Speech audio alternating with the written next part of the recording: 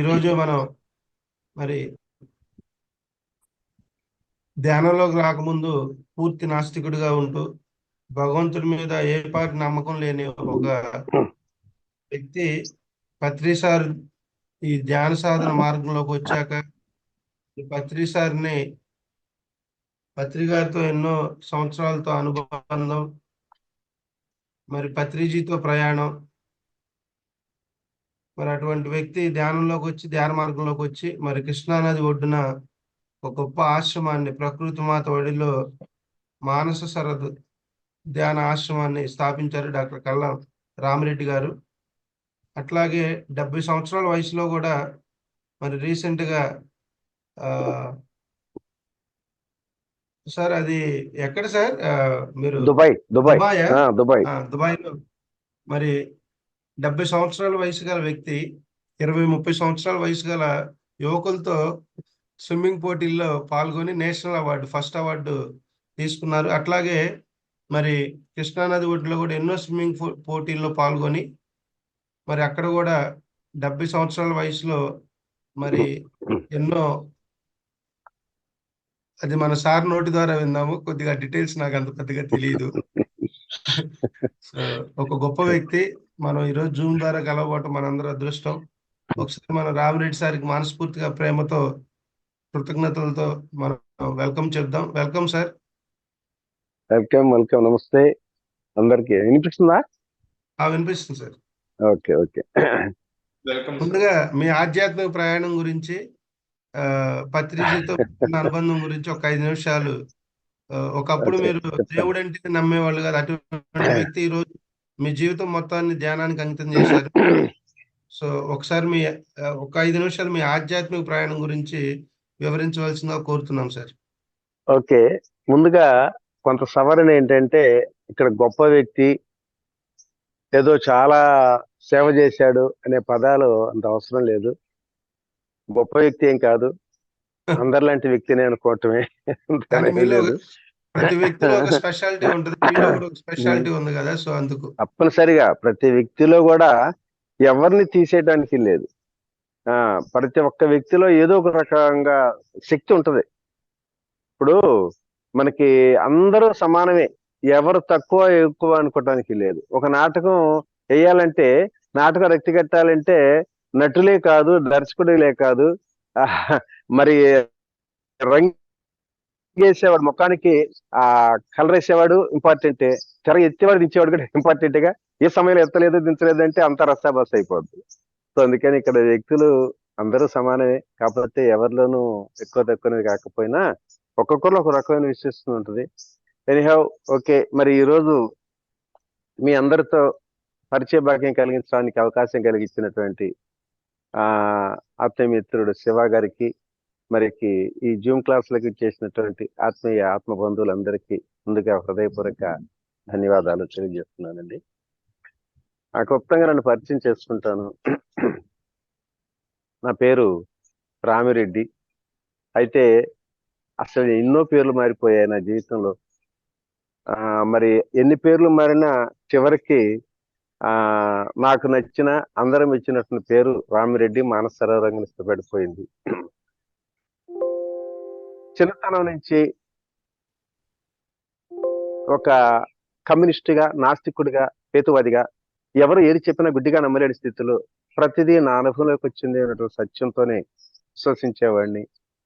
ఆధ్యాత్మికత అనే పదాన్నే బాగా వ్యతిరేకించేవాడిని. స్వామీజీలని, గురూజీలు కూడా మరి ఎప్పుడు కూడా విశ్వసించేవాడిని కాదు.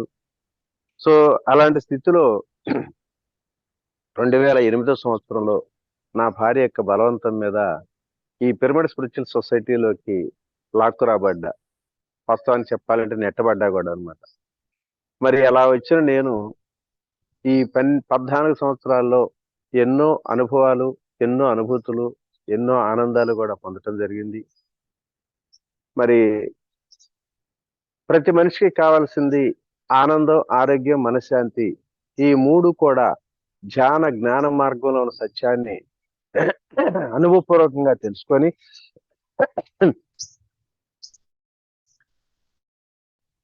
విజయవాడ పక్కనే కృష్ణానది తీరాన మాకు ఉన్న 1 ఎకరం స్థలంలో ఒక ధ్యానాశ్రమాన్ని నిర్మించి గత 13 సంవత్సరాలుగా అక్కడ ఎన్నో ధ్యాన జ్ఞాన సత్సంగాలు నిర్వహించుకుంటూ 2016 సంవత్సరంలో కృష్ణా పుష్కర ధ్యాన మహోత్సవాల పేరిట పత్రిజీ ఆధ్వర్యంలో మరి దాదాపు 12 రోజుల పాటు ఆ కార్యక్రమాలు నిర్వహించుకొని ఎన్నో పౌర్ణమి అమావాస్య ధ్యాన కార్యక్రమాలతో పాటు గత 5 సంవత్సరాలుగా ప్రతి ఆదివారం కూడా హ్యాపీ సండే అనే పేరిట అనేక మంది సీనియర్ మాస్టర్ల యొక్క ఆ అనుభవాలతోటి ఇక్కడ వన్ డే క్లాసులు నిర్వహించుకుంటూ మరి ధ్యానమే కాదు, ధ్యాన ప్రచారం మరింత ముఖ్యం, ఇది తప్పనిసరిగా ప్రతి ఒక్కరు చేయాల్సిందని చెప్పి పత్రిజీ యొక్క ఆదేశాల మేరకు మరి జిల్లాలే కాదు, రాష్ట్రాలే కాదు, దేశ విదేశాలలో కూడా ముఖ్యంగా America, Sharjah, Dubai, Singapore, Malaysia లాంటి ఇతర దేశాలకు కూడా ధ్యాన ప్రచారం చేస్తూ ఈనాడు ఎవరు ఎక్కడికి పిలిచినా, ఏ జూమ్ క్లాసులు పిలిచినా, ఏ ధ్యాన క్లాసులు పిలిచిన వెంటనే పరుగులు తీసేటువంటి ఒక తిక్క రామిరెడ్డి అంటే నేనేనండి. ఇది నా స్వపరిచయం. మరి ఇందాక మిత్రుడు అన్నట్టు మొదటి నుంచి కూడా నాకు ఒక విలక్షణమైనటువంటి ఒక కోరిక ఉండేది. అదేమిటంటే అందరిలో కొందరి వాడిగాక ఒకానొక్కడుగా ఉండాలనేది నా ధ్యేయం అండి. సో అలాగే నేను ఏదైనా చెప్పాలి అంటే ఎవరో చెబితే విని ఆ విన్న మాటలు చెప్పటం అనేది నాకు కుదరదు. ప్రతిదీ నాకు సాక్షాధారాలతో, అనుభూతితోటి, నా అనుభవాలతోటి అనుభూతితో పొందింది సత్యం అనుకున్నటువంటి స్థితిలో మరి ధ్యానం సకల సంకల్ప శక్తిదాయిని, సత్యజ్ఞాన ప్రసాదిని, సర్వరోగ నివారిని, మరి సమస్త ఆనందానికి ప్రతీతి అని చెప్పినప్పుడు ఇవన్నీ కూడా ప్రాక్టికల్ గా నా మీద అనుభవపూర్వక తెలుసుకోవాలనే ఉద్దేశంతోనే మరి మొట్టమొదటిసారిగా బెంగళూరు పిరమిడ్ వ్యాలీకి వెళ్ళి 5 గంటలు ధ్యానం చేసిన తర్వాత అప్పటి వరకు కూడా ఈ ప్రపంచంలో నా అంత ఆనందంగా ఎవడూ లేడు అన్నటువంటి అహంతో నాకు ఆ రోజు ఆ ధ్యానంలో బ్రహ్మానందాన్ని పొంది ధ్యానం సకల భోగకార్య సత్యాన్ని తెలుసుకోవడం జరిగింది. అలాగే 3 ఆపరేషన్లు చేసి మోకాళ్ళ నొప్పులతో కనీసం ఒక్క మెట్టు కూడా ఎక్కదగిన స్థితిలో నా భార్య 6 మాసాలు ధ్యానం చేసిన తర్వాత 620 మెట్లు ఉన్న కొండ ఎక్కిన తర్వాత శ్రావణ బెళగల్ కొండ ఎక్కినప్పుడు ధ్యానం సర్వరోగ నివారణ సత్యాన్ని తెలుసుకోవడం జరిగింది. ఆ తర్వాత సంకల్పం కళ్ళు మూసుకుని సంకల్పాలతో నెరవేరటం ఏంది, ఇంతకన్నా పిచ్చి మాట ఉందని చెప్పి చాలా హేళన చేసినటువంటి నేను దీన్ని కూడా ప్రయోగాత్మక తెలుసుకోవాలనే ఉద్దేశంతో 59 సంవత్సరాల వయసు వరకు కూడా నాకు నీళ్ళంటే భయపడి ఈతరాని నేను మరి పత్రిజీ చెప్పిన మాట, ప్రతి మనిషిలోనూ సర్వశక్తులుంటాయి, మనిషికి అసాధ్యం అంటూ ఏది ఉండదు, సాధన ద్వారా ఏదైనా సాధించవచ్చు అన్నటువంటి ఒక 3 మాటలను విశ్వసించి పక్కనే కృష్ణానది దగ్గర మాకు ఆక్వా డెవిల్ స్విమ్మింగ్ క్లబ్ అని ఉంటే ఆ క్లబ్ లో జాయిన్ అయ్యి 6 మాసాలు తీవ్రంగా సాధన చేసిన తర్వాత ఒకరోజు 1.5 కిలోమీటర్ల ఐలాండ్ కి వెళ్ళి ఎవరో సౌండ్ వస్తుందమ్మా, ఒకసారి కొంచెం డిస్టర్బ్ అవుతుంది. కృష్ణానది మరి ఏదో సౌండ్ వస్తుంది ఇక్కడ. సరే, ఆ 1.5 కిలోమీటర్ ఐలాండ్ ఈదుకుంటూ వెళ్ళి మా మిత్రులతోటి ప్రపంచాన్ని జయించినంత ఆనందం పొంది ఆ తర్వాత ధ్యానం సంకల్ప శక్తి అంటున్నాడు, అంటే సంకల్పాలు పెట్టుకుంటే నెరవేరుతాయి, అది నిజమేనా అనుకొని నేను కూడా ఒక రోజు మరి ధ్యానం క్లాసులో ఒక సంకల్పం పెట్టి మాకు ఆక్వా డెవిల్ స్విమ్మింగ్ క్లబ్ తరపున జనవరి 26 రిప్లై డేకి ఈత పోటీలు పెడతారు. ఆ ఈత పోటీల్లో మరి నేను కూడా పాల్గొని ఫస్ట్ ప్రైజ్ సాధించి గోల్డ్ మెడల్ తీసుకొని కలెక్టర్ గారి సన్మానం పొందాలి అని చెప్పి ఒక సంకల్పాన్ని క్రియేట్ చేసి అందుకు అనుగుణంగా సాధన చేసి అనుకున్నట్టుగానే 2015 సంవత్సరం మరి జనవరి 26 రిపబ్లిక్ డే రోజుని 250 మంది పాల్గొన్నటువంటి ఆ ఈత పోటీల్లో పార్టిసిపేట్ చేసి ఫస్ట్ ప్రైజ్ సాధించి గోల్డ్ మెడల్ తీసుకొని కలెక్టర్ గారి సన్మానం పొంది ధ్యానం సంకల్ప శక్తి అయిన సత్యాన్ని కూడా నెరవేర్చుకోవడం జరిగింది. అలా అలాగే ధ్యానం సర్వశక్తుల సమిళితం. ధ్యానం ద్వారా ఎన్నో శక్తులు వస్తాయని చెప్పి పత్రిజీ మాటకు అనుగుణంగానే మరి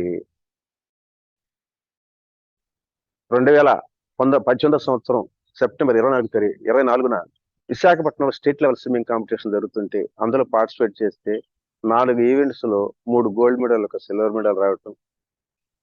అదేవిధంగా కృష్ణానది కృష్ణానదిలో స్విమ్మింగ్ మారథాన్ అని చెప్పి 15 కిలోమీటర్ల దూరాన్ని నాన్ స్టాప్ గా 8.5 గంటల పాటు ఈది మరి ధ్యానం సర్వశక్తుల సమ్మిళితం అని చెప్పి సత్యాన్ని ప్రాక్టికల్ గా ప్రయోగాత్మకంగా తెలుసుకొని వయసుతో సంబంధం లేదు, ప్రతి మనిషిలోనూ ఆ పట్టుదల, కాన్సన్ట్రేషన్, పట్టుదల, ఏకాగ్రత ఉంటే ఏదైనా సాధించడానికి మరి ఈ మధ్యనే గత అక్టోబర్ 27-28 ఇంటర్నేషనల్ స్విమ్మింగ్ కాంపిటీషన్ దుబాయ్లో జరుగుతుంటే అందులో కూడా నేను పార్టిసిపేట్ చేసి 4 ఈవెంట్స్ లో 4 మెడల్ సాధించి ధ్యానం సర్వశక్తి సమిళితం అని చెప్పి అక్కడ సత్యాన్ని, అప్పుడు వయసు ఇందాక మన శివ 72 సంవత్సరాల వయసు. సో చాలా మంది అంటారు నీ వయసు ఎంత అంటే, నేను అంటాను నా వయసు only 22, my age is 22, but my experience is 50 అని చెప్పాను అంటూ ఉంటాను జోగ్గా. సో అందుకని మరి ఏదైనా ప్రాక్టికల్ గా అనుభవపూర్వకంగా తెలుసుకున్నదే సత్యం అనుకున్నటువంటి ఒక నమ్మక విశ్వాసంతోనే ఇక్కడ ఈ కార్యక్రమాలు నిర్వహించుకుంటూ ఈ పిరమిడ్ స్పిరిచువల్ సొసైటీ మూవ్మెంట్ లో ఒక మాటలో చెప్పాలంటే ఈ ప్రపంచంలో నా అంత ఆనందంగా ఎవరు జీవించట్లేదు అన్నటువంటి అహంతోనే నేను ఈరోజు జీవిస్తున్నాను అన్నమాట. అంత అద్భుతంగా మరి ప్రతి మనిషి కోరుకున్నటువంటి ఆనందం, ఆరోగ్యం, మనశ్శాంతి ఈ జ్ఞాన మార్గంలో సత్యాన్ని ఉందని. ఓకే, ఎనీహౌ మరి ఈరోజు మనకి కాన్సెప్ట్ ధర్మార్థ చతుర్విధ పురుషార్థాలు అని చెప్పి మన శివ దీని గురించి చెప్పమని చెప్పడం జరిగింది. ఏంది పోయిందా? హలో శివ, వస్తుందా? ఓకే. చతుర్విధ పురుషార్థాలు 4 అండి. ఒకటి ఏంటంటే ధర్మార్థ కామ మోక్షాలు అంటారు. అంటే ధర్మము, అర్థము, కామము, మోక్షము. సో ఈ 4 కలిపి చతుర్విధ పురుషార్థాలు అని చెప్పి కూడా అంటూ ఉంటారు. మనందరికీ తెలుసు, ఒక వివాహం జరిగేటప్పుడు పంతులు గారు ఎన్నో రకాలటువంటి శ్లోకాలు చెప్తూ అందులో ధర్మేన, అర్థేన, కామేన, మోక్షాయన అని చెప్పి ఒక ప్రమాణం కూడా చేపిస్తూ ఉంటాడు. అసలు ఏంటి చతుర్విధ పురుషార్థాలు? ఈ 4 గురించి మనం కొంచెం క్షుణ్ణంగా తెలుసుకుందాం. నాకు తెలిసినటువంటి కొద్ది మాటలను చెప్తాను. మొదటిది 3 కూడా, అంటే ధర్మం, అర్థం, కామం అనేది గృహస్థాశ్రమాలు నివసించేవారు ప్రతి ఒక్క పౌరుడు కూడా అది 3 పాటించాలి. చివరిది మోక్షం. మోక్షం అంటే ప్రతి ఒక్కరు కోరుకునేది మోక్షం. అంటే ఇక ఈ జనన మరణ చక్రాల్లో నుంచి కాకుండా చివరి జన్మని, ఇప్పుడు ఎవరికైనా ఏది నీకేం కావాలంటే చివరి అంతిమంగా కోరుకునేది మోక్షమే అంటారు. అంటే ఈ మరలా ఇలాంటి జన్మ రాకుండా సాక్షాత్తు ఆ భగవంతుడి సన్నిధికి చేరాలి అనేటువంటి ఒక కోరికనే ప్రతి ఒక్కరు చూస్తూ ఉంటారు. అంటే పూర్ణాత్మ స్థితి నుంచి మనం ఆత్మ శకలాలుగా ఈ భూలోకంలోకి విడిపోయి ఇక్కడ ఎన్నో రకాల అనుభవాలతోటి ఇక్కడే కొట్టుమిట్టాడుతూ మనను గురించి మనం మర్చిపోయి మన గమ్యస్థానాన్ని మర్చిపోయి ఎన్నో కష్టాలు, నష్టాలు, బాధలకు గురవుతూ చివరిగా ప్రతి ఒక్కరు కోరుకునేది, స్వామి నన్ను తీసుకెళ్ళలేవా, నన్ను ఎప్పుడు తీసుకెళ్తావా నీ దగ్గరికి అని చెప్పి చాలా మంది వేడుకుంటూ ఉంటారు. సో అందరూ కూడా ఏంటంటే ఇక ఈ జన్మ చాలించి మరలా జన్మ లేకుండా మనం ఎక్కడైతే వచ్చామో సాక్షాత్ పరమాత్మ స్థితికి చేరాలన్నటువంటి ఆ కోరికనే, దాన్నే మోక్షం అంటారు. ఇక మరలా తిరిగి జన్మ రాదు. మరి మోక్షం కావాలంటే ఈ భూలోకంలో జన్మ తీసుకున్న దగ్గర నుంచి జన్మ చాలించే వరకు అనేక రకాల కర్మలు చేస్తూ ఉంటాం. ప్రతి క్షణము ఏదో కర్మ చేస్తూ ఉంటాం. ఈ కర్మలు కూడా మరి ఎలా ఉండాలనేది శాస్త్రం చెప్పింది. అదే ఆ ధర్మంగా ఉండాలి. నువ్వు ఏ పని చేసినా ధర్మంగా ఉండాలి, ధర్మబద్ధంగా జీవించాలి అని అందరూ చెప్తూ ఉంటారు. మరి అసలు ధర్మం అంటే ఏమిటి అనే దానికి లెక్కేసుకుంటే చాలా మరి ఎన్నో కోణాల్లో ధర్మాన్ని గురించి చెప్పడం జరిగింది. మహానుభావులు ఈ ధర్మాన్ని గురించి గంటలు చెప్తూనే ఉంటారు. ఏదైనా అక్కడ అక్రమంగా అన్యాయంగా ధర్మంగా వ్యవహరించు అన్నట్టుగా అంటారు. అసలు ధర్మం అంటే దానికి రకరకాల భాష్యాలు కూడా చెప్తూ ఉంటారు. అయితే ధర్మానికి న్యాయంగా ఉండు, ధర్మంగా ఉండు అంటారు. న్యాయానికి ధర్మానికి కూడా చాలా వ్యత్యాసం ఉంటుందండి. ఇప్పుడు ఉదాహరణకి ఒక వ్యక్తి బాగా ఉన్న స్థితిలో డబ్బు సంపాదించుకొని లక్షాధికారిగా జీవితాన్ని అనుభవిస్తున్న సమయంలో తనకి స్నేహితుడైనటువంటి వ్యక్తి చాలా మరి నిరుపేద స్థాయిలో కుటుంబాన్ని కూడా పోషించుకోలేని స్థితిలో ఆర్థిక బాధలతో కొట్టుమిట్టాడుతున్న సమయం. అలాంటి సమయంలో పిలిచి ఒక 10,000 రూపాయలు ఇచ్చి, ఈ 10,000 రూపాయలతో చిన్న వ్యాపారం మొదలుపెట్టు, మరి నీ కుటుంబానికి ఒక రకమైనటువంటి అండగా ఈ వ్యాపారం సాధించుకుంది కానీ అని చెప్పి ఒక 10,000 రూపాయలు పిలిచి ఇచ్చాడండి. ఆ 10,000 రూపాయలు తీసుకున్న తర్వాత అతను వ్యాపారం మొదలెట్టాడు. వ్యాపారం మొదలుపెట్టి అంచెలంచెలుగా ఇక అది ఊహకందనటువంటి స్థితిలో కోట్లాది రూపాయలకి వెళ్ళిపోయి ఎన్నో ఇండస్ట్రీలు పెట్టేసి ఈయన కన్నా బాగా మితిమీరినటువంటి లక్షాధికారిగానే కోటీశ్వరుడిగా మారిపోయాడు. అయితే ఓడలు బళ్ళు అవుతాయంటారు. అట్లాగే పాపం ఈయన ఎవరైతే మరి మొదటి నుంచి ఆర్థికంగా ఉండి బాగా ఉన్నటువంటి వ్యక్తి అనేక రకాల కష్ట నష్టాలకు గురై వ్యాపారాల్లో బాగా అనుకోని విధంగా దెబ్బతినిపోయి చివరికి కుటుంబాన్ని పోషించుకునే స్థితికి జరిగిపోయాడు. ఇదే స్థితిలో ఉన్న మిత్రుడికి 10,000 రూపాయలు ఇచ్చినప్పుడు ఆయన అంచెలంచెలుగా చాలా ఉన్నస్థితికి వెళ్ళిపోయాడు. మరి ఈయన ప్రాంతం దిగజారిపోయాడు. అటువంటిప్పుడు మరి మొదట ఇచ్చినటువంటి 10,000 రూపాయలు ఈయనకి ఇవ్వాలా లేదా? వాస్తవంగా ధర్మ ప్రకారంగా అయితే ఈయన ఇచ్చినటువంటి 10,000 రూపాయలు ఇవ్వాలి. మరి ఆ 10,000 రూపాయలు ఇవ్వాల్సి వచ్చినప్పుడు ఆయన ఇవ్వలేదనుకోండి, ఈయన న్యాయంగా ఇవ్వాలి కాబట్టి న్యాయ పోరాటం అని చెప్పి మరి ఏ చట్టాలు లేకపోతే కోర్టుల చుట్టూ తిరిగినా కూడా ఏమైనా ఫలితం ఉంటుందా?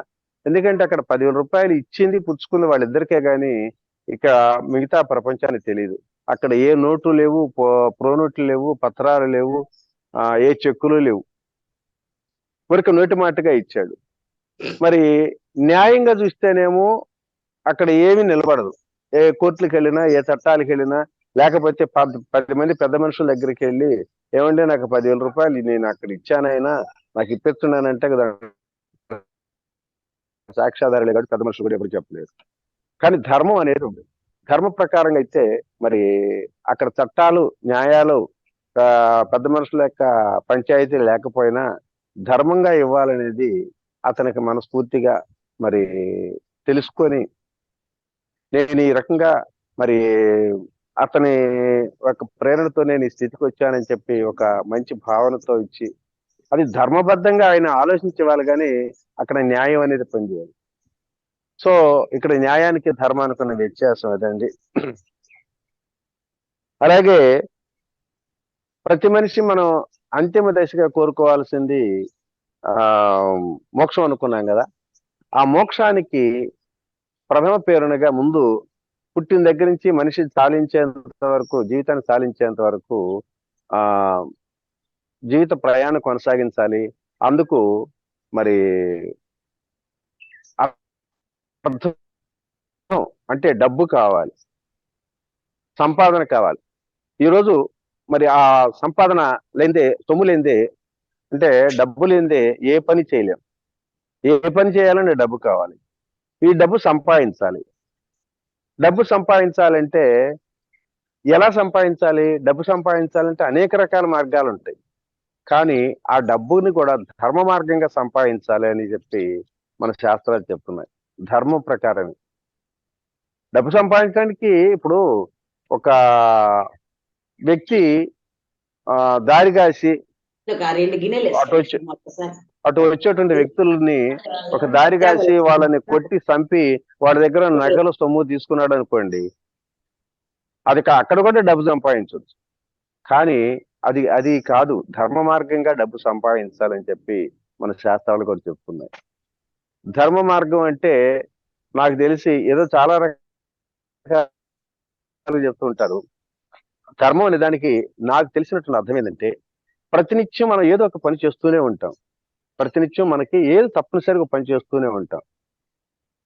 నేను చేసే పని ద్వారా, నేను చేసే కర్మల ద్వారా నాకు కానీ ఇతరులకు కానీ ఎలాంటి సమయంలో ఏ స్థితిలో కూడా కష్టం గాని, బాధ గాని, దుఃఖం గాని, నష్టం గాని లేనటువంటి ఏ కర్మ చేసినా అది ధర్మబద్ధమే.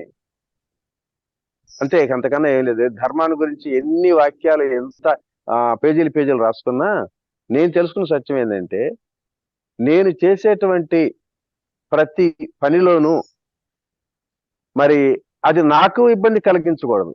నా ద్వారా ఇతరులకు ఎలాంటి కష్టం గాని, నష్టం గాని, దుఃఖం గాని, బాధ గాని కలిగించినటువంటి ప్రతి పని కూడా ధర్మబద్ధంగానే ఉంటుంది అనేది ఆ ధర్మాన్ని గురించి మనం చెప్తున్నాం. లేకపోతే మరి ధర్మబద్ధంగా ఎవరమ్మా మాట్లాడుతున్నారు? అందుకని చిక్కు చేయదని చెప్పి ఈ రోజు కట్ చేయమ్మా. హలో, వినిపిస్తుందా? అన్నపూర్ణ గారు, ఎందుకు అన్మ్యూట్ చేశారు మీరు? మ్యూట్ చేసుకోండి. క్లాస్ ఒక్క నిమిషం గ్యాప్ ఫ్లో వెళ్ళిపోతుంది. ఎవరు అన్మ్యూట్ చేయొద్దండి దయచేసి. క్వశ్చన్ అండ్ ఆన్సర్స్ అప్పుడు అన్మ్యూట్ చేసుకోండి. Okay sir. ఓకే. ధర్మం అంటే పాటించేది, అర్థం అంటే సంపాదించేది, మోక్షం అంటే సాధించేది, కామం అంటే అనుభవించేది, మోక్షం అంటే సాధించేది. సో ఫస్ట్ ధర్మబద్ధంగా మనం డబ్బు సంపాదించాలనుకున్నప్పుడు ధర్మబద్ధంగానే ఉండాలి. మరి ఆ డబ్బు సంపాదించడానికి అనేక రకాల మార్గాలతో పాటు ఉంటాం. అట్లాగే డబ్బుతో పాటు నిత్య జీవితంలో డబ్బు సంపాదించడమే కాదు, మరి దీని కామం అంటే కోరికలు. కామం అంటే మనందరికీ కూడా ఏంటంటే ఏదో సెక్సువల్ గా అనుకుంటా ఉంటారు.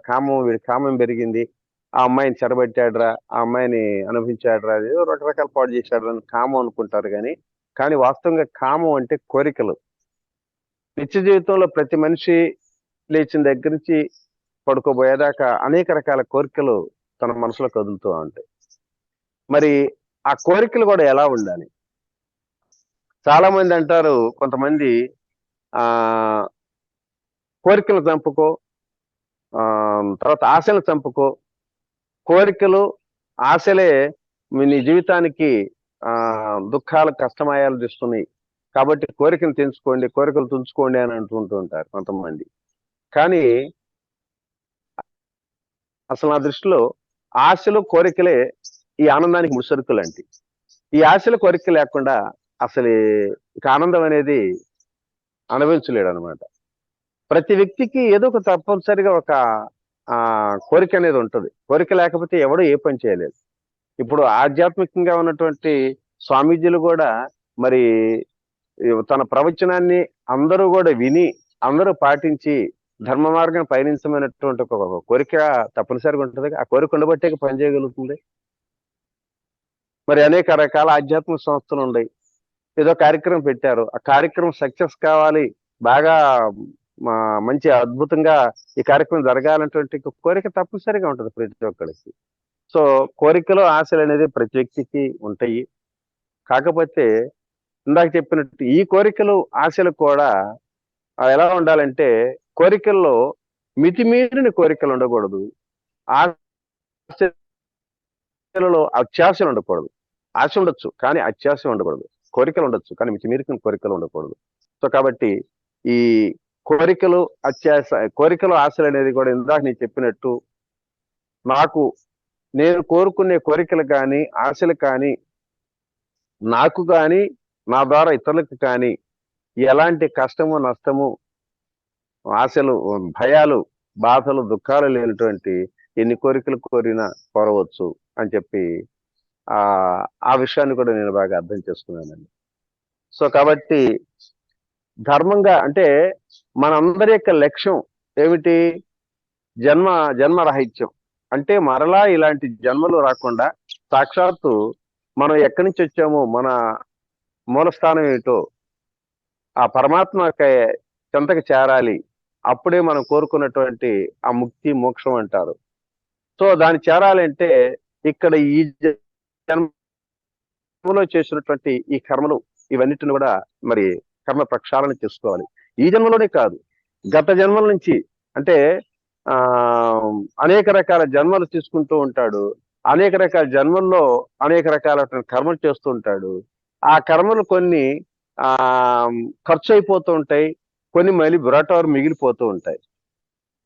అందుకే మనకి ఆ కర్మలను కూడా కర్మ సిద్ధాంతం ప్రకారంగా కూడా ఒక 3 రకాలుగా కర్మలు విభజించారు. ఆ కర్మలు ఏంటంటే సంచిత కర్మలు. అంటే జన్మల నుంచి బ్రాటవర్ చేసుకుంటూ వచ్చేదైన సంచిత కర్మలు. తర్వాత ఇప్పుడు ఈ లోకంలోకి మనం జన్మ తీసుకొచ్చామంటే ప్రారంభ క్రమం నుంచి జన్మ తీసుకుని వస్తున్నాం. మరి ఈ జన్మలో జన్మించే జీవితం ఈ లోకంలోకి జీవించి మన జన్మ తీసుకున్న దగ్గర నుంచి తను చాలించేంత వరకు మళ్ళీ కొన్ని కర్మలు చేస్తుంటాం. ఇవి ఆగామి కర్మలు, అంటే ప్రస్తుతం చేసే కర్మలు. ఇక్కడ కర్మలు 3 రకాలు ఉంటాయి. బ్రాటవర్ గా అంటే ఇప్పుడు ఒకటి చూద్దాం. ఆగామి కర్మలు అంటే ఇప్పుడు ప్రతినిత్యం కొన్ని కర్మలు చేస్తుంటాం. కొన్ని కర్మలు చేస్తున్నప్పుడు ఆ కర్మలు కొన్ని ఫలితాలను వెంటనే ఇస్తాయి, కొన్ని ఫలితాల తర్వాత ఇస్తూ ఉంటాయి. ఒక వ్యక్తి విజయవాడలో ఉండి మరి ఒక 4 రకాల మర్డర్లు చేశాడు అనుకోండి. హత్యలు మర్డర్లు ఏదో చేశాడు. చేసిన తర్వాత అవన్నీ సంచితం చేశాడు. సంచితం అంటే దాచేసుకున్నాడు. ఈ లోకానికి తెలియకుండా, బయటకు రానియకుండా దాన్ని సంచితం చేశాడు. తర్వాత అతను ఏం చేశాడంటే ఇక్కడున్న ఆస్తులు పొలాలు మొత్తం అమ్మేసి ఎక్కడికో తెలియనటువంటి ఒక బొంబాయి వెళ్ళాడు. ఆ బొంబాయి వెళ్ళి ఒక కాలనీలో ఉంటూ ఇక అతనికి కోట్లాది రూపాయలు సంపాదించినప్పుడు జీవితంలో మళ్ళీ ఇంకో రకమైనటువంటి ఆశ. ఎంతసేపు ఉండే ఈ మర్డర్లో హత్యలు చేసి సంపాదించేదానికన్నా అందరి యొక్క ఆశీర్వచనాలు, అందరి యొక్క మెప్పును పొందాలి, అందరితో కలివిడిగా తిరగాలంటే ఒక ఆలోచన కలిగి ఆ కాలనీలో అనేక రకాలటువంటి ఇక దాన ధర్మాలు చేసుకుంటూ, గుళ్ళు కట్టించుకుంటూ, మరి పిల్లలకి చదువులు చెప్పించుకుంటూ సాక్షాత్ భగవంతుడిలాగా వ్యవహరిస్తున్నాడే కాలనీలు. మరి విజయవాడలో చేసినటువంటి ఆ కర్మల్లో సంచితం చేసిన కర్మలు ఉండే కదా, ఆ కర్మల్లో ఒక మర్డర్ బయటకు వచ్చింది. బయటకు వచ్చిన తర్వాత విచారణ చేసి ఎవరు చేశారు ఏంటంటే ఇదిగో పలానా రఘు, అదే పలానా రంగడ చేశాడని చెప్పి ఏదో పేరు వస్తుంది కదా. అతను బొంబాయిలో ఎక్కడున్నాడు? బొంబాయిలో ఉన్నాడు. సో వెంటనే వెళ్ళి ఆ బొంబాయికి వెళ్ళి అతను పట్టుకొని నిన్ను అరెస్ట్ చేస్తున్నావు అన్నాడు. ఎందుకు అంటే నువ్వు గతంలో ఒక 5 సంవత్సరాల క్రితం మరి విజయవాడలో ఉన్నప్పుడు నువ్వు మర్డర్ చేశావు. ఆ మర్డర్ నువ్వే చేసినట్టుగా నిర్ధారణ అయిందంటే చాలే ఊరుకోండి. 5 సంవత్సరాల క్రితం చేసిన ఇప్పుడు వచ్చి పట్టుకుంటారేంటి? ఆ రోజే పట్టుకోపోయారా? నేను ఎక్కడ చేసాను మర్డర్ అంటున్నారు? విజయవాడలో చేశాను. విజయవాడలో ఇప్పుడు పట్టుకోండి. ఇక్కడ నేను ముంబైలో ఉన్నాను, ఎక్కడికి వచ్చి పట్టుకుంటారేంటి అని చెప్పి లాజిక్ గా మాట్లాడారు అనుకోండి, అది చెల్లుద్దా? అంటే తను సంపాదించినటువంటి ఆస్తులు అంతస్తులు ఏదైనా సరే మొత్తం ఎక్కడైనా వదిలేసిరానే, ఎక్కడ సంపాదించిన చేసినా ఎక్కడ వదిలేసినా, నువ్వు ఎక్కడికి వెళ్ళినా ఈ లోకంలో ఎన్ని చోట్ల ఎక్కడ తెలిగినా నువ్వు చేసిన కర్మ యొక్క ఫలితం ఉందే, ఆ ఫలితం అనేది ఖచ్చితంగా నీకు అన్నట్టు వస్తూనే ఉంటుంది. దాన్ని మాత్రం తప్పించుకున్నావు. ఇక్కడే కాదు, బొంబాయి కాదు, అమెరికా కాదు, ఆస్ట్రేలియా కాదు, ఎక్కడికి పోయినా ఇక్కడ చేసిన నేరం అనేది తప్పనిసరిగా అది నీకు వెంటాడుతూనే ఉంటుంది. శిక్షలు పడుతున్నాయా లేదా అనేది ఇప్పుడు మన చాలా మంది ఇక్కడ మన దేశంలో కోట్ల రూపాయలు సొమ్మును దోసేసి ఇతర దేశాలు పారిపోయి తలదాచుకుంటున్న సందర్భంలో మరి గవర్నమెంట్ తరఫున కొన్ని న్యాయ పోరాటాలు చేస్తున్నా అది అందరికీ శిక్ష పడుతుందా లేదనేది ఇక్కడ చట్టాల గురించి మనం చెప్పుకోవడానికి లేదు. సో ఏదేమైనా ఆ కర్మ సిద్ధాంతం ప్రకారంగా మరి ఆ కర్మలు వెంటాడుతూనే ఉంటాయి. అలాగే ఒక వ్యక్తి ఇప్పుడు ఒక కర్మ చేశాడు, నేను ఒక కర్మ చేశాను. కర్మ అంటే నా ముందు నేను ఒక క్లాస్ చెప్తున్నప్పుడు మరి ఒక వ్యక్తిని నేను దూషించాను అనుకోండి, తిట్టాను అనుకోండి, అతను వెంటనే రియాక్ట్ అయ్యి నన్ను కూడా దూషిస్తాడు, నన్ను కూడా తిడతాడు అందరి ముందు. ఇప్పుడు శివ ఉన్నాడు, శివాని గతంలో నాకు ఏదో కొన్ని ఇబ్బందులు కలిగించాడనే ఉద్దేశంతో నేను అతన్ని అందరి ముందు దూషిస్తే ఆయనకి కోపం వచ్చి మరలా నన్ను దూషించడం. అంటే నేను ఒక కర్మ చేశానంటే కర్మకు వెంటనే ఫలితం వచ్చింది, యాక్షన్కి రియాక్షన్. కానీ మరొక వ్యక్తి ఇలాగే నాకు ఇబ్బంది కలిగించినప్పుడు ఇక్కడ అందరిలో నేను అతను దూషించా, అతన్ని తిట్టాను, పురుషంగా మాట్లాడాను, అవహేళన చేశాను. కానీ ఆ వ్యక్తి ఇక్కడ లేడు. మరి వెంటనే నేను చేసిన కర్మకి ఫలితం వచ్చిందా? రాలేదు కదా. ఆ ఫలితం ఎప్పుడు? ఇక్కడ మీరు ఇక్కడ క్లాస్ విన్నాళ్ళందరూ కూడా ఆ వ్యక్తికి విషయం చెప్పి రామిరెడ్డిని దూషించాడని చెప్తే అతను వెంటనే రియాక్ట్ అయ్యి నన్ను తిడతాడా, నన్ను ఇంత మాట అంటాడని చెప్పి మరి నా దగ్గరకు వచ్చి నన్ను చెడబడా 4 రకాలుగా మాట్లాడు, ఇంకోటో హేళన చేసి ఓ రకంగా తీస్తే నేను చేసిన కర్మకి ప్రతికర్మకి అయిపోతా ఉంటది, బ్యాలెన్స్ అయిపోతుంది. కానీ అతను కనుక నాకెందుకు, రామిరెడ్డి తిట్టాడా, తిడితే తిట్టని, ఆయనకు ఆయనే కర్మకు ఆయన కర్మకు ఆయనే బాధ్యుడు, నాకు అవసరం లేదు అని చెప్పి ఆయన కనుక ఆ కర్మను స్వీకరించలేదనుకోండి, అది నాకు నిజంగా ఒక రకం ఉరితాళ్ళగా పడుతుంది. అంటే నేను ఒక కర్మ చేశాను అంటే ఆ కర్మకి ప్రతిఫలం అని తప్పనిసరిగా అనుభవించాల్సిందే. అది ఆయన కనుక వెంటనే రియాక్ట్ అయ్యి కనుక ఆయన కూడా చర్య తీసుకుంటే సింపుల్ గా అయిపోయింది. ఆయన వదిలేశాడంటే అది చక్రాలాగా మెలదిరుగుతూ ఉరితాళ్ళగా తయారైపోయింది. దీనికి ఒక చిన్న ఎగ్జాంపుల్ కూడా ఏంటంటే, మరి ఒక కాలనీలో ఒక దొంగ, ఇప్పుడు మా కాలనీ ఉంది, మా కాలనీలో శివ నేను ఉంటున్నాం. ఒక దొంగ పడ్డాడు.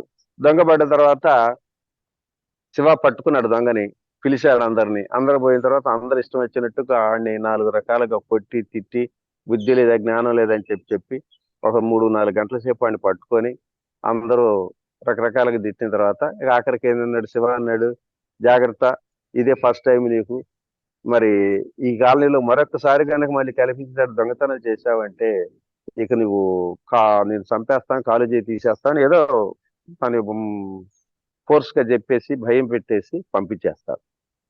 సరే స్వామి, ఇక నేను రానికి నేను చేయను, బుద్ధి తక్కువ చేశానని చెప్పి దాన్ని పెట్టిపోతాడు. మరి తదుపరి నెల, మరొక నెలలో, నెక్స్ట్ ఇంకొక నెలలో మా ఇంట్లో దొంగ పడ్డాడు. అందరూ వచ్చారు, శివతో పాటు అందరూ వచ్చారు, రకరకాలుగా తిట్టారు, కొట్టారు. అయిపోయిన తర్వాత వాడిని ఏది అవుతుంటే కొట్టబోతుంటే నేను అన్నాను, వద్దొద్దు, వాడిని కొట్టి వాడికి అనవసరంగా మనం చేయాల్సిన పని లేదు, మనం ఆ పోలీసు చట్టానికి అప్పచెబుదామనే ఉద్దేశంతో ఎవరిని తిట్టకుండా కొట్టనీయకుండా ఆగి వెంటనే పోలీస్ స్టేషన్ ఫోన్ చేస్తే మరి పోలీసులు వచ్చారు. పోలీసులు వచ్చి ఈ రకంగా దొంగతనం చేసిన దొంగ దొరికాడండి అంటే వాడిని పట్టుకెళ్తారు, స్టేషన్ తీసుకెళ్తారు. వాడిని 3 రోజులు 4 రోజులు తాట తీసేస్తారు, అటు పొడుస్తారు, నువ్వు సంపాదించింది ఎంత, దాచింది ఎంత, వాటిలో మాకెంత ఇస్తారు, ఈ రకంగా రకరకాల ఓరి చేసిన తర్వాత ఇక వాడి దగ్గర నుంచి రూపాయి ఇచ్చేది సంగతి తెలిస్తే మళ్ళీ వెంటనే జైలుకు మన శిక్ష కోర్టుకి హాజరుపరుస్తారు. ఆ కోర్టులో న్యాయాధికారి అంత పరిశీలించి దొంగతనం చేశావు కాబట్టి నువ్వు ఒక 30 రోజుల పాటు ఈ జైలు శిక్ష అనుభవించని చెప్పి చెబుతాను. సో మొత్తం అతను జైలు నుంచి బయటపడాలంటే 40 రోజులు అయింది. అంతకు ముందు నెలలో శివ గారింట్లో దొంగపడ్డప్పుడు అతను చేసినటువంటి ఆ దొంగతనానికి మనం యాక్షన్ తీసుకున్నాం. ఆ దొంగతనానికి వెంటనే స్పందించి వాడిని కొట్టి తిట్టి ఆ రకంగా చేసి ఒక 4 గంటలు వదిలిపెట్టేశాం, జాగ్రత్త మరలా ఇట్లాంటి స్థితిలో రావద్దని. కానీ మరి ఇక్కడ ఈ నెలలో మా ఇంట్లో పడ్డ దొంగకి మనం ఏ విధమైనటువంటి శిక్ష మనం అమలు జరపకుండా చట్టానికని చెప్పనిస్తే వాడు 40 రోజుల తర్వాత బయటకు వచ్చాడు. సో కాబట్టి ఫ్రెండ్స్, మనం ఏదైనా ప్రతి కర్మ చేసేటప్పుడు వెంటనే రియాక్ట్ అవ్వకుండా వాడి కర్మకు వాడే బాధ్యుడు అన్నటువంటి ఒక స్థితిలో గనక కోపాలు ఆవేశాలు లేకుండా మనం దానికి యాక్షన్ తీసుకోకుండా వదిలేసామంటే తప్పనిసరిగా ఖచ్చితంగా వాడికి ఆ శిక్ష పడుతూనే ఉంటుంది. సో అంటే ఇవన్నీ కూడా ఏంటంటే ఆగామి కర్మలు దాసి సంచితం చేసుకో. వెంటనే ఇందాక అనుకున్నట్టు కొన్ని కర్మలు ప్రతినిత్యం చేసే కర్మలు కొన్ని ఖర్చు అయిపోగా ఈ మిగిలిపోయిన సంచిత కర్మలు అడుగనక మర్డర్ చేసి దాచుకున్నట్టుగా ఈ సంచిత కర్మలు దాచుకుంటూ పోతే చివరాఖరికి జన్మ జన్మల నుంచి పెరిగిపోయేటువంటి సంచిత కర్మలు అంటారు. ఆ కర్మలు మొత్తాన్ని కూడా ఖచ్చితంగా అనిపించాల్సిందే. ఈ కర్మ విముక్తులు కావాలి అంటే మొత్తం అన్ని కర్మలను దగ్ధం చేసుకోవాలి. మనకు మనకు అంతిమ లక్ష్యం మోక్షం పొందాలి అంటే ఆ మోక్షానికి మనకు సంసిద్ధులు కావాలంటే మన కర్మ ప్రక్షాళన చేసుకోవాలి, సమస్త కర్మను దగ్ధం చేసుకోవాలి. మరి ఈ ఒక రోజు ఒక సంవత్సరంతో ఒక జన్మలో తీసుకొచ్చే కర్మలు కాదు, అనేక జన్మలు తీసుకొచ్చిన కర్మలు కాబట్టి మరి ఆ కర్మలకి అన్ని కర్మలను ఒకేసారి దగ్ధం చేసుకోవాలంటే మళ్ళీ జన్మలు ఎత్తి చేసేదానికన్నా మరి భగవద్గీతలో కృష్ణ భగవాన్ చెప్పింది జ్ఞానాగ్ని కర్మ దగ్ధానం. అంటే జ్ఞానం ఈ జన్మలో కనుక నువ్వు జ్ఞానవంతంగా ఆ జ్ఞానాన్ని తెలుసుకొని ఆ జ్ఞానానికి అనువిధంగా నువ్వు కర్మలు చేసుకుంటూ వస్తే ఈ కర్మలు మొత్తం ప్రక్షాళన అయిపోతాయి. అప్పుడు నువ్వు నా దగ్గర చేరటానికి అన్ని రకాల అర్హతలు సంపాదించడం చెప్పి ఆ భగవానుడు చెప్పినటువంటి స్థితిలో భగవద్గీత ధర్మం తెలియజేశాడు. సో కాబట్టి ఫ్రెండ్స్, మరి మనందరి యొక్క అంతిమ లక్ష్యం మోక్షం. ఆ మోక్షం సాధించాలంటే ఇక్కడ ప్రతి వ్యక్తి కొంత ధనం సంపాదించుకోవాలి, తర్వాత కొన్ని కోరికలు ఆశలు ఉంటాయి, వాటిని కూడా తీర్చుకోవాలి. మరి ఇవన్నీ చేసుకున్న తర్వాత ఇవన్నీ చేయాలంటప్పుడు ఈ కర్మలు ఆచరించేటప్పుడు చేసేటప్పుడు ధనం సంపాదించేటప్పుడు ఏదైనా సరే ధర్మబద్ధంగా వ్యవహరించి ధర్మబద్ధంగా ఆ జీవితాన్ని కొనసాగిస్తే నువ్వు అనుకున్న లక్ష్యాన్ని గమ్యాన్ని చేరవచ్చు అనే పద్ధతుల్లో మనకి ఆ పెద్దలు చెప్పారు. ఇదే ధర్మార్థ కామ మోక్ష అంటే చతుర్వేద ధర్మాలు అనే పద్ధతులు. అంటే నాకు తెలిసినట్టు రాత్రి చెప్పాడు, నేను వేరే సబ్జెక్ట్ చేద్దాం అనుకున్న టైంలో కాదండి ఇది నేను అందరికి చేశాను, దీని గురించి చెప్పండి అని అంటే మరి అప్పటికప్పుడు నేను ఏం చెప్పాలో తెలియదు. ఇదేంటంటే నా ఊహ తగినట్టుగా ఏదో కొంత తెలిసినంత వరకు చెప్పడం జరిగింది. ఎనీహౌ ఫ్రెండ్స్, మరి టైం ఎంత అయిందో నా దగ్గర టైం లేదు. శివ టైం ఎంత అయిందమ్మా? ఇంకా 15 minutes sir. Question and answers చెప్పేద్దాం. ఒక్క నిమిషం మరి ఒక్క 1 minute ఆగి వస్తుంది. పక్కను అనుకో లైటింగ్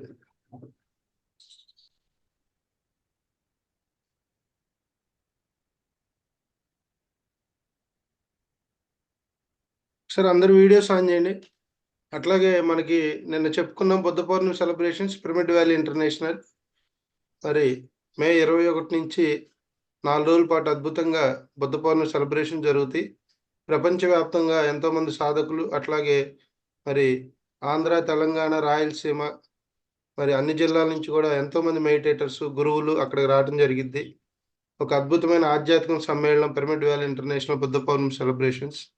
బుద్ధుడికి జ్ఞానోదయమైన రోజు. మరి అటువంటి గొప్ప కార్యక్రమాల్లో మనందరూ పాల్గొనడం మనందరూ అదృష్టం. కాబట్టి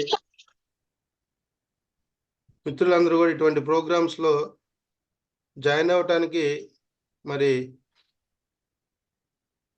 చాలా మందికి అంత దూరం ఏం వెళ్తాంలే, ఏముందలే, జూమ్లో అటెండ్ అవుతున్నాం కదా, ఇటువంటి ఆలోచనలు ఉంటాయి. కానీ సో మీకు ఆ యొక్క ఎక్స్పీరియన్స్ మీరు పొందాలి అంటే ఖచ్చితంగా అటువంటి కార్యక్రమాల్లో మీరు అటెండ్ అయినప్పుడే మీకు.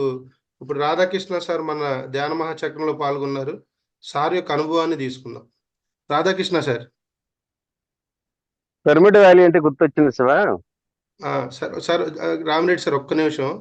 రాధాకృష్ణ సార్ అన్మ్యూట్ చేసుకోండి. రాధాకృష్ణ సార్ కూడా మరి మన కర్తాల్ ధ్యాన మహాచక్రానికి రావడం జరిగింది.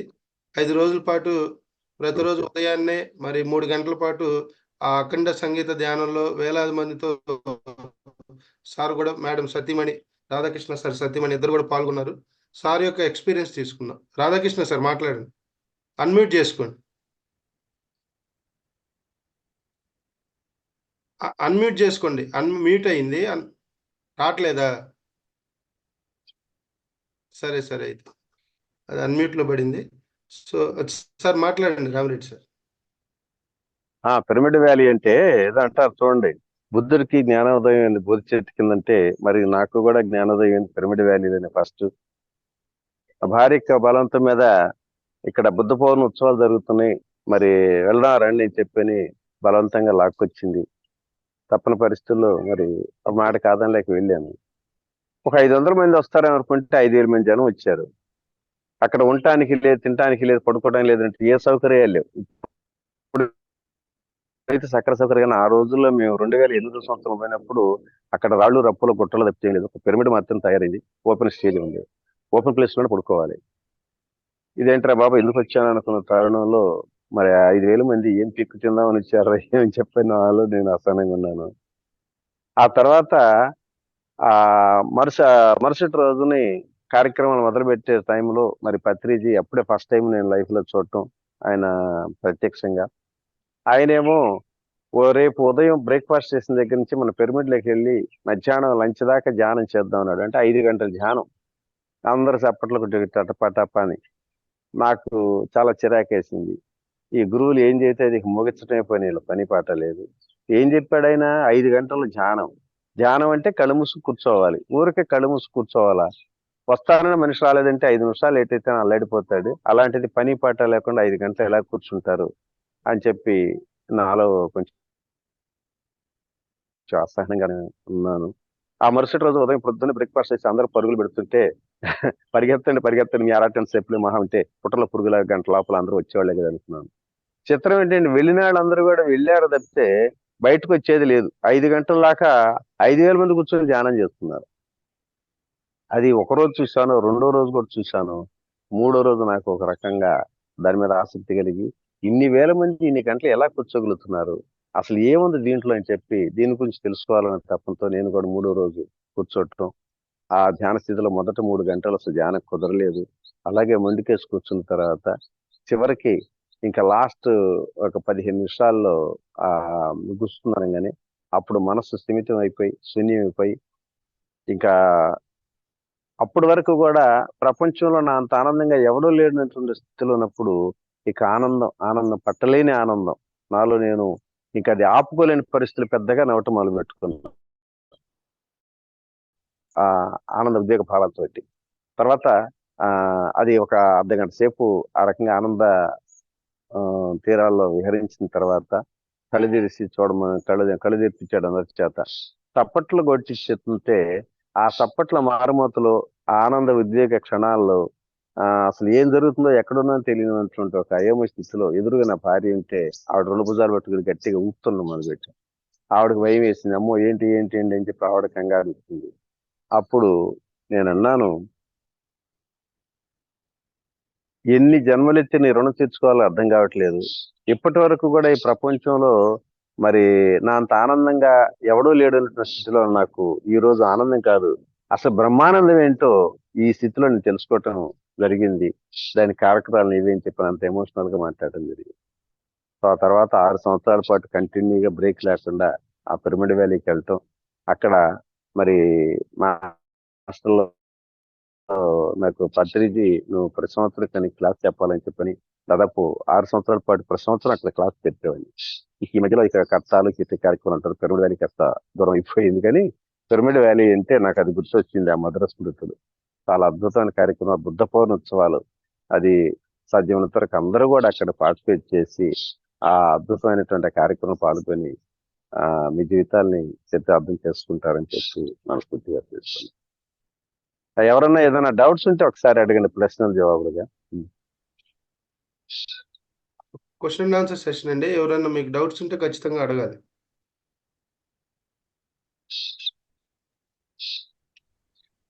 రాధాకృష్ణ గారు నమస్కారం అండి. రామిరెడ్డి గారు. రామిరెడ్డి. నా పేరు కృష్ణరాజు అండి.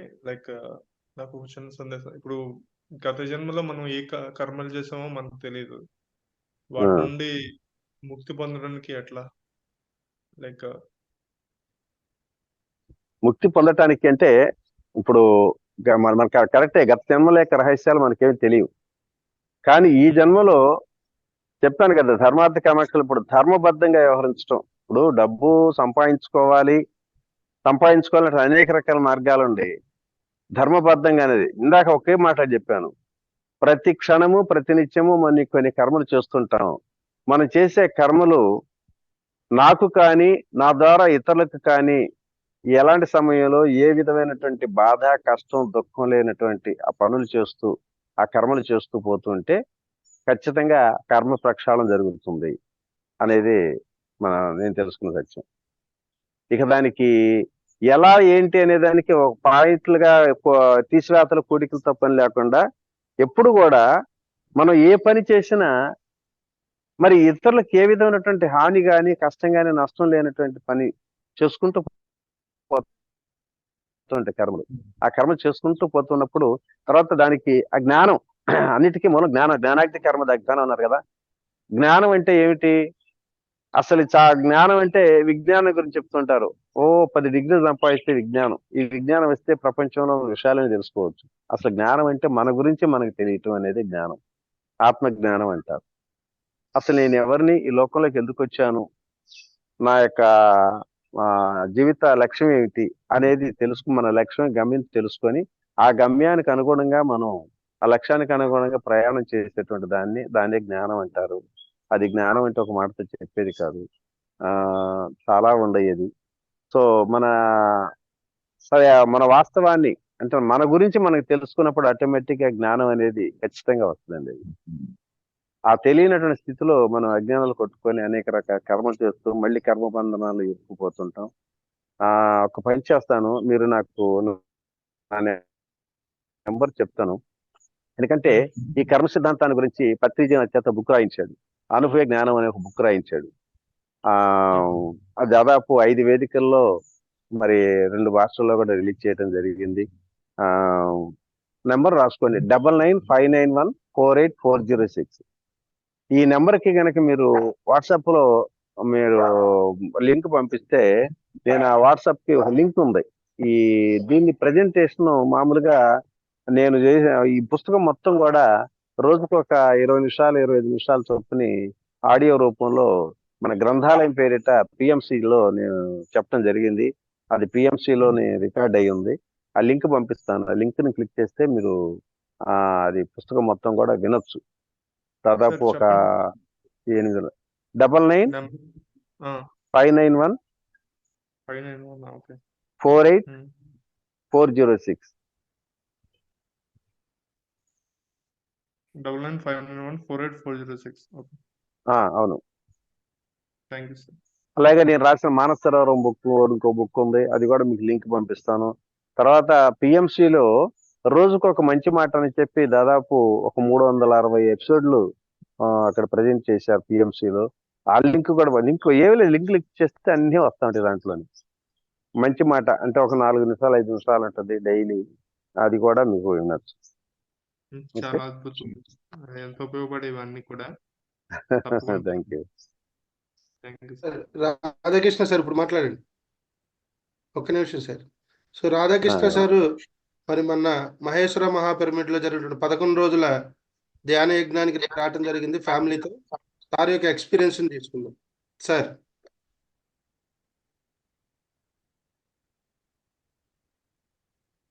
రాధాకృష్ణ సార్ మాట్లాడండి. మాట్లాడుతున్నాను సార్. అయితే నేను ఈ మెడిటేషన్ లోకి వచ్చిన తర్వాత నేను శివ గారి ద్వారా ఈ క్లాసుల్లోని ఈ మహేశ్వర పిరమిడ్ లోని 11 రోజులు ప్రోగ్రామ్ అవుతుందని తెలుసుకుని నేను వెళ్ళటానికి నిశ్చయించుకున్నాను. అంతకుముందే నేను పిరమిడ్ వ్యాలీకి వెళ్ళి నేను నా అనుభవంతో స్వానుభవంతో నమ్మకం పెరిగింది నాకు. అయితే నేను ఎప్పుడు కూడా 1 or 2 hours కూడా జర్నీ చేయలేకపోయేవాడిని. ఎప్పుడు వెళ్ళినా ఎక్కడో వెళ్ళినా ఏదో తప్పనిసరి అయితే సార్ వస్తుంది, వినపడుతుంది. ఊరుకోవటం అలాగే చేసేవాడిని. అటువంటిది ఏంటంటే నేను ఫస్ట్ టైం నాకు రైల్వే ప్రివిలేజ్ పాసులు దొరుకుతాయని పాస్ తీసుకుని రిజర్వేషన్ చేయించుకున్నాను. కానీ ఆ ట్రైన్ రౌండ్ అబౌట్ వెళ్తుంది, 20 గంటలు పడుతుంది. అయినా నేను ఏ ప్రాబ్లం లేకుండా 20 గంటలు ట్రైన్లో జర్నీ అయ్యాను. ట్రైన్లో కూడా జూమ్ క్లాస్ అటెండ్ అయ్యాను. అక్కడికి వెళ్ళిన తర్వాత హైదరాబాద్లో శివ గారు కలిసి నాకు అకాంపెనీ చేసి నాకు అక్కడ తీసుకెళ్లారు.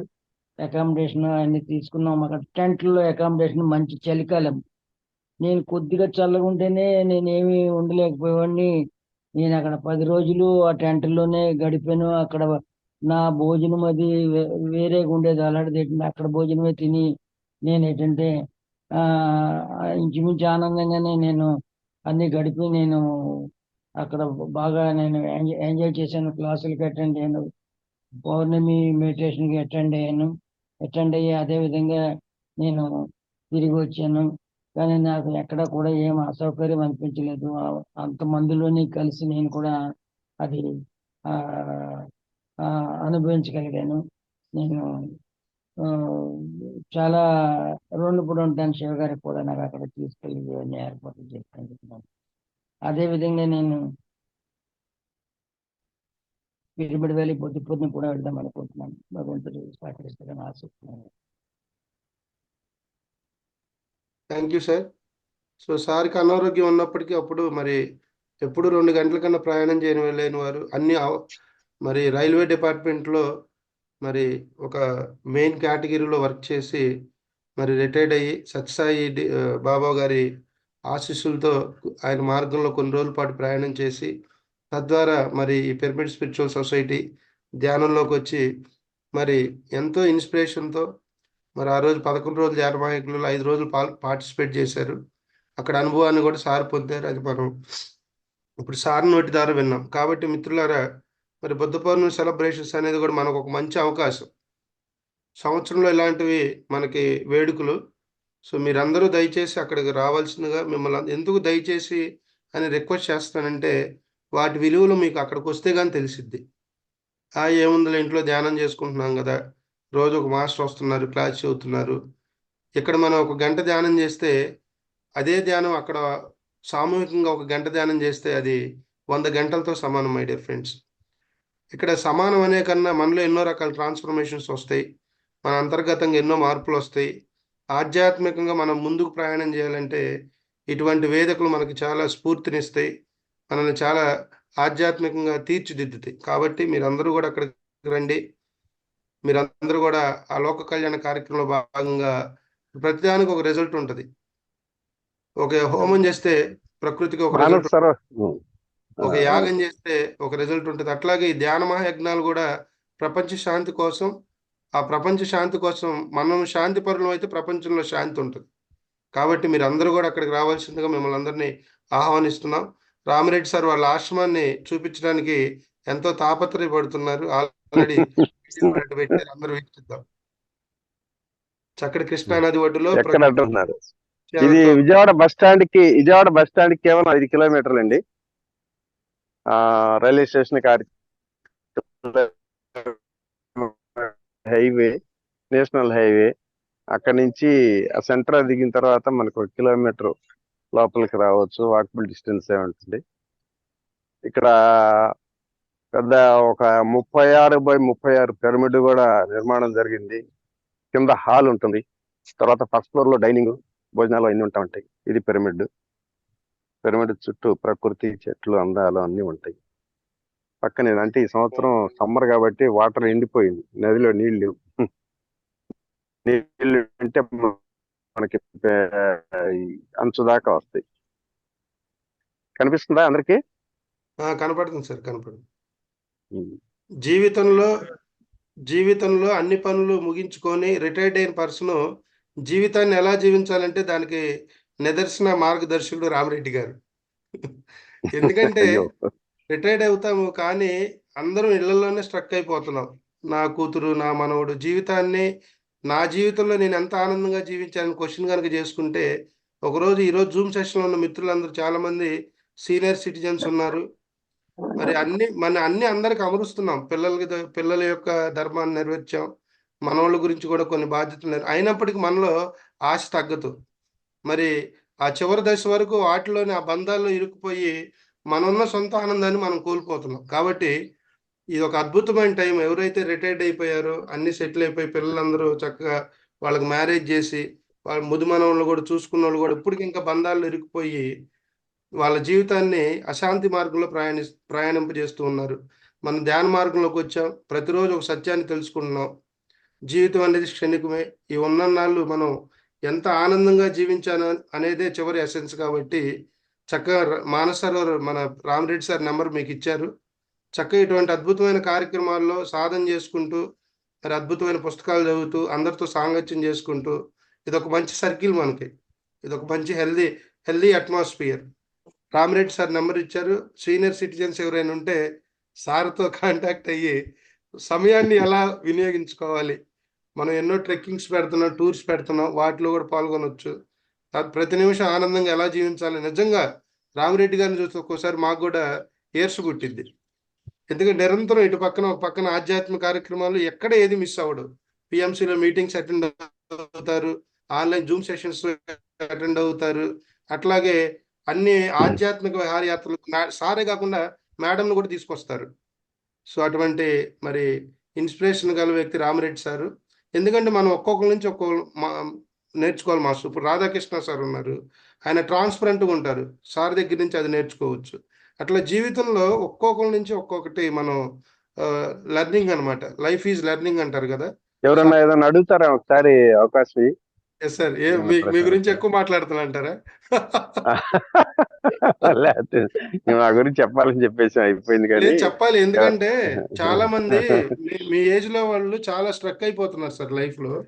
అందుకని కొద్దిగా మీతో అప్పుడప్పుడు మాట్లాడుతూ ఉంటే కొంచెం మీ మాటల ద్వారా కొంత వాళ్ళకి రిలీఫ్ వస్తున్న ఉద్దేశంతో ఒక మాట చెప్తాను సింపుల్ గా. నా గురించి నేను చెప్తున్నావు కదా, నేను నేర్చుకుంది ఏంటంటే ఒకటి, నాకు ఏ ధర్మశాస్త్రాలు తెలియవు, న్యాయశాస్త్రాలు, నీతి శాస్త్రాలు, అర్థశాస్త్రాలు ఏం తెలియవండి. నేను పెద్ద నాకు ఎలాంటి విద్యార్హతలు కూడా లేవు. నేను చదువుకుంది కేవలం 10th క్లాస్ కూడా పూర్తి చేయలే. అయితే నేను తెలుసుకున్న సత్యం ఏంటంటే, జనరల్ గా సహజంగా ఈ లోకంలో అందరూ కూడా పొందితేనే ఆనందం. ఏదైనా మనం లేని దాన్నో కావలసిన దాన్నో కోరుకున్నప్పుడు, ఆ కోరుకున్నది లభించినప్పుడు ఆనందం అనేది వస్తుంది. ఇదే ఇక ఆనందం మూలం అని చెప్పి అనుకుంటూ ఉంటారు. కానీ నేను తెలుసుకున్న సత్యం ఏంటంటే, పొందితే ఆనందం అనేది నిజమే, కానీ పంచితే పరమానందం. పొందిన దాన్ని పంచితేనే పరమానందం. నీలో నువ్వు దాచుకుంటే ఆనందం వరకే, కానీ అది ఇతరులకు పంచినప్పుడు అది ఆనందంగా, అది పరమానందంగా సిద్ధిస్తుంది. ఒక చిన్న ఎగ్జాంపుల్, ఇప్పుడు శివ అన్నాడు, వాళ్ళ అబ్బాయి ఎంసెట్ రాశాడు అనుకుందాం ఉదాహరణకి. ఎంసెట్ లో ర్యాంక్ వచ్చింది, వెంటనే తెలియజేశారు మీ అబ్బాయికి స్టేట్ ర్యాంక్ వచ్చింది అనేది. అసలు ఇక పట్టలేని ఆనందం శివాకి. ఆహా ఆహా ఓహో మావాడు అద్భుతంగా రాశాడు, స్టేట్ ర్యాంక్ వచ్చాడని చెప్పని ఆనందం తను మనసు నిండా నింపుకుంటాడు. పొంగి పొలుతుంటది ఆనందం ఆయన. మరి ఆనందాన్ని అతను తనలో దసుకుంటాడా, మళ్ళీ ఎవరికైనా చెప్తాడా? ఎవరు అడగకపోయినా సరే ఫోన్లు చేసి తెలిసిన మిత్రులందరికీ, ఏమంటే సుబ్బారావు గారు మా అబ్బాయి స్టేట్ ర్యాంక్ వచ్చిందండి, ఏమంటే వెంకట్రావు గారు మా అబ్బాయి స్టేట్ ర్యాంక్ వచ్చింది అని చెప్పి, అసలు వాళ్ళు అడగకపోయినా పర్టికులర్ గా ఫోన్ చేసి విషయం అంతా చెప్పి ఇక 1 by 1 గా ఇక దాదాపు ఆ రోజు మొత్తం కూడా అందరికి చెప్తూనే ఉంటాడు. మరి చెప్పేటప్పుడు ఈయన ఏమైనా బాధ దుఃఖంతో లేకపోతే బలవంతంగానే చెప్తున్నాడా? చెప్పేటప్పుడు ఎంత పరమానందం పొందుతూ ఉంటుంటాడు. సో అందుకని అది మనం ఏదైనా సరే పొందితే ఆనందమేమో, కానీ ఇప్పుడు మనందరూ కూడా ఏంటంటే పొందటం కోసం ప్రయత్నం చేస్తున్నాం. ఈ పొందటమే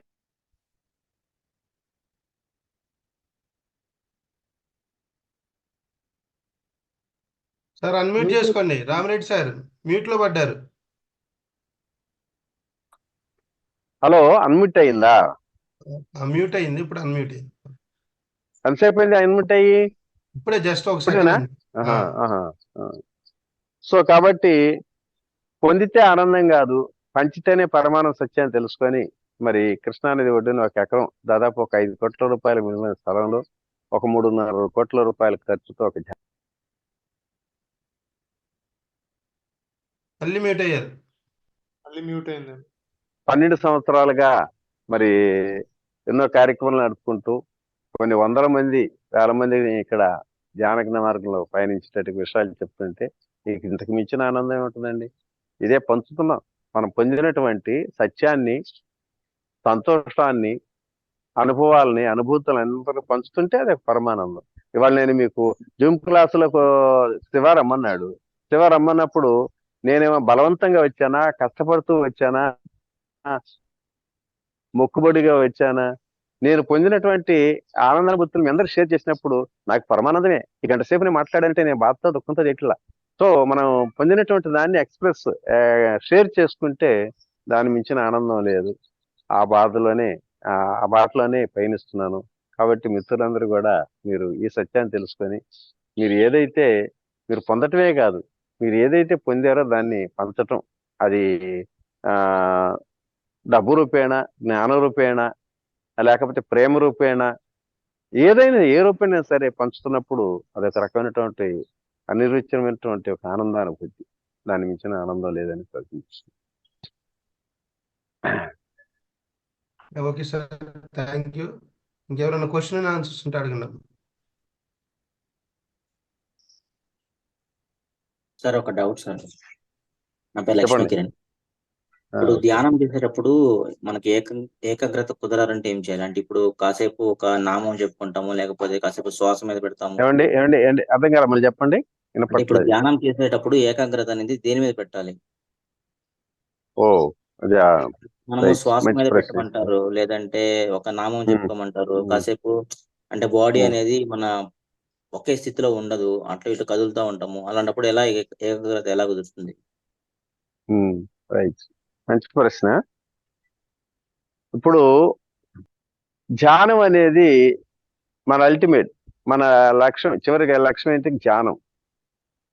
ఈ ధ్యానానికి చేరుకోవాలంటే ఎలా పోవాలి, ఎలా ధ్యానం చేయాలనే దాని మీద అంటే ఏకాగ్రత కావాలి, కాన్సన్ట్రేషన్, ఒకే దాని మీద గురి పెట్టాడు. ఇప్పుడు ధ్యానం అనే దానికి వాస్తవంగా శ్వాస మీద ధ్యాస, మంత్రము, జపము, ఇంకోటి రకరకాలుగా అంటారు. ఇవన్నీ కూడా ధ్యానాలు కాదండి. ఇవన్నీ కూడా ధారణ. ఆ ధ్యానంలోకి వెళ్ళటానికి ఒక ధారణ మార్గం అన్నమాట ఇది.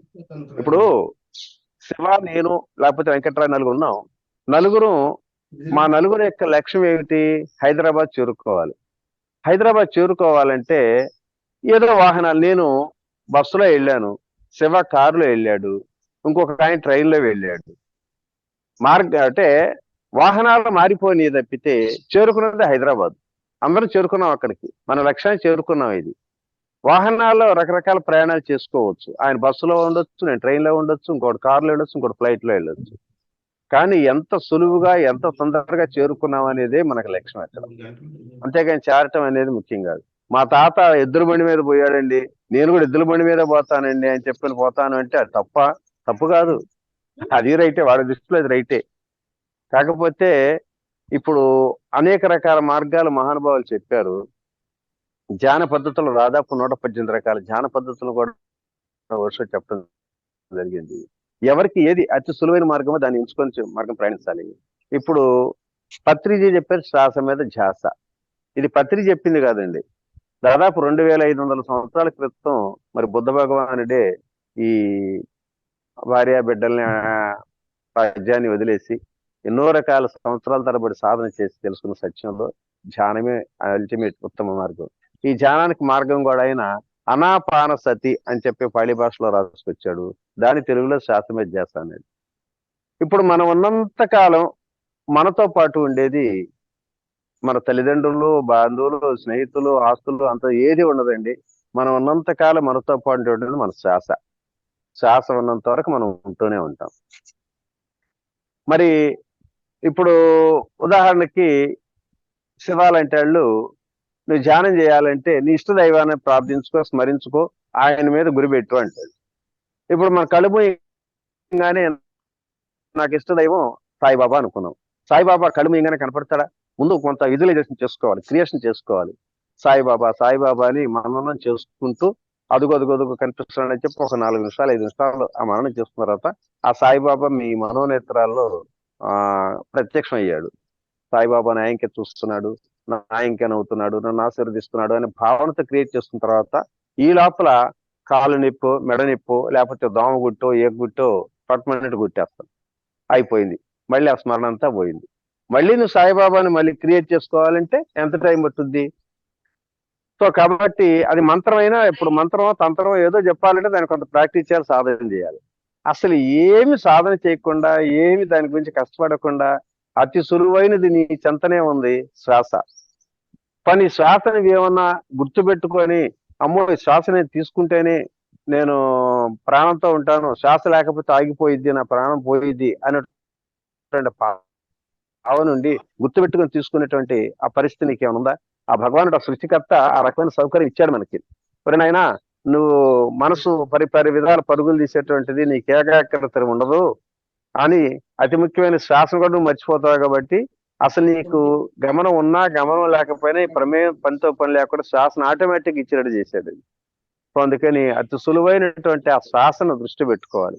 అయితే చాలా మంది అంటారు శ్వాస మీద చేస్తానంగానే ఇదే ధ్యానం అనుకొని ఆ శ్వాసను గమనిస్తూ గమనిస్తూ గమనిస్తూ ఒకనొక టైంలో శూన్యస్థితికి వెళ్ళిన తర్వాత అయ్యో శ్వాస మీద చేస్తున్నారు ధ్యానం అని చెప్పి మళ్ళీ ఆ శూన్యస్థితిని కట్ చేసుకుంటూ మళ్ళీ శ్వాస మీద ధ్యాస పెట్టేవాళ్ళు కూడా కొంతమంది ఉన్నారు. అది వాస్తవం కాదు. ఆ శూన్య స్థితులకు వెళ్ళటానికి, అంటే ధ్యాన స్థితులకు వెళ్ళటానికి ఇది ఒక ధారణ లాగా, శ్వాస మీద ధ్యాస అనేది ఒక ధారణగా చూడాలి. అలాగే ఈ శ్వాస మీద ధ్యాసే కాదు, మంత్రమైన, జపమైన, స్తోత్రమైన, ఏదైనా సరే అవన్నీ కూడా ఏంటంటే ధారణ కింద లెక్క. ఆ స్థితికి ఆ శూన్య, ఇప్పుడు అందుకే మా పతంజలి మహాశయుడు చెప్పాడు మరి ఆసనాలు ముందు ఎలాంటి ఆసనాలు ఉండాలి అనేది. అంటే సుఖ ఆసనం పత్రిజీ కూడా చెప్తారు, సుఖమైన ఆసనం ఉండాలి. చాలా మంది పద్మాసనం వేసుకోవాలి, ఇంకోటి వేసుకోవాలి, అది ఇది అని చెప్పి ధ్యానాన్ని చాలా యమనియమాలతో కట్టుబాట్లతో చేసి అందనీయకుండా చేశారు సామాన్య జనానికి కూడా.